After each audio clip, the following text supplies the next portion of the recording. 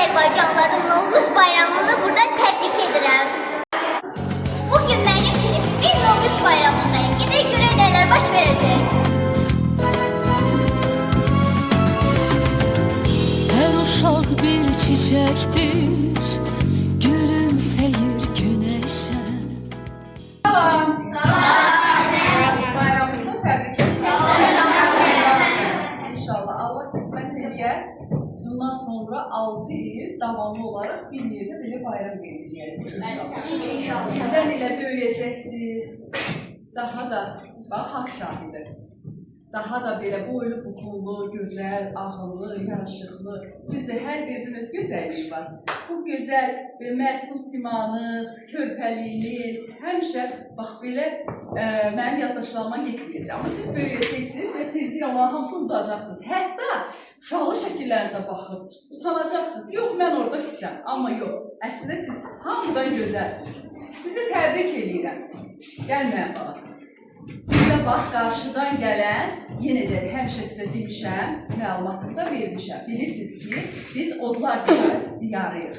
Və bu Odlar diyarı Azərbaycanın əsl yeni ili nə vaxt qədəm qoyur? Bu bahar bayramında.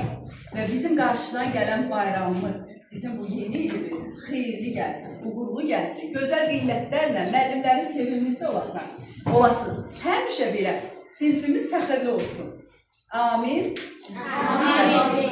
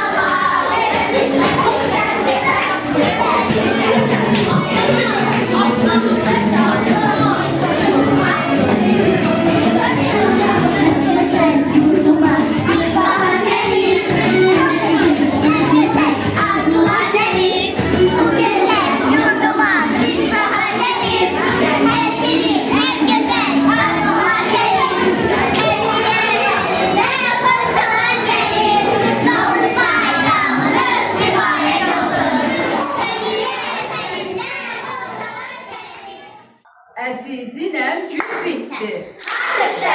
Lale bitti, gül bitti. Vətəndə bir bağ saldım. Hər nə bitti, gül bitti. Ben aşıqəm o yollar. Sen doğranar soyular. Novruz'un süfrəsine mütləq balıq koyuyorlar. Atını çaptım cilovla. Balık tuttum kilovla. Açtım Novruz süfrəsini. Balık tuttum kilovla. Əzizinem ay oğlan. Köynəyi yaşıl oğlan. Gəlmə bizim məhləyə. Nənəm dalaşır oğlan.